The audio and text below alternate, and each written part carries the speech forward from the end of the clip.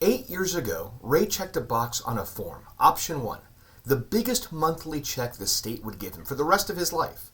What that box didn't say in plain English is that the rest of his life meant only his life. The day Ray is gone, that check stops, and Gloria gets nothing. I'm Jose Martin, and this is Real Talk. Ray and Gloria are a composite, but this exact box gets checked in Florida every single week. Ray gave 32 years to a Broward public high school, teaching and coaching baseball on the side.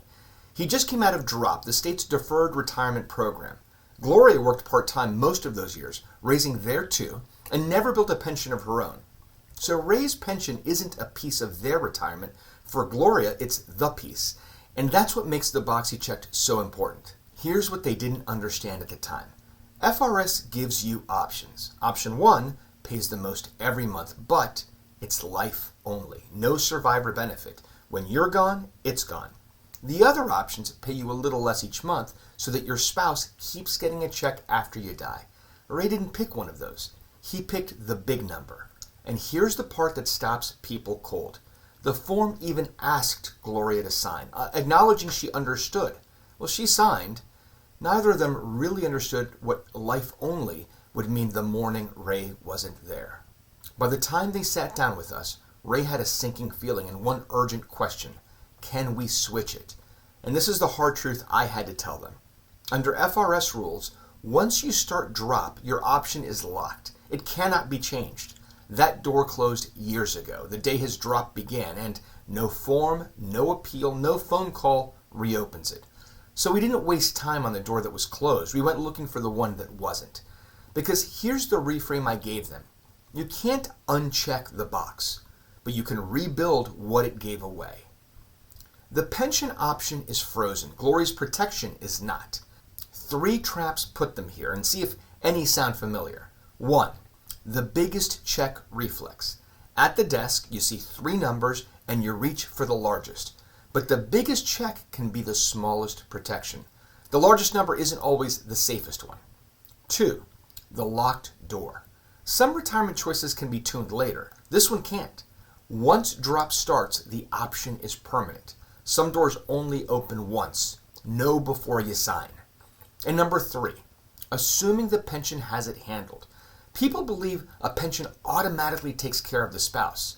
Under a life-only option, it doesn't. It stops. A pension only protects who the option behind it protects. So, we ran their wealth map, means, aspiration, protection. And because this is about protecting Gloria, we started with protection. There's a strategy some folks call pension maximization. In plain English, we use the extra income from Ray's bigger life-only check to fund a life insurance policy on Ray, one built to keep supporting Gloria if he dies first.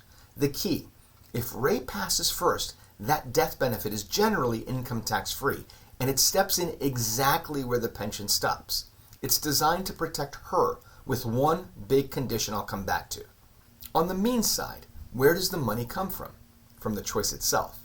Ray's life-only benefit runs about $500 more a month than the 2/3 survivor option would have paid.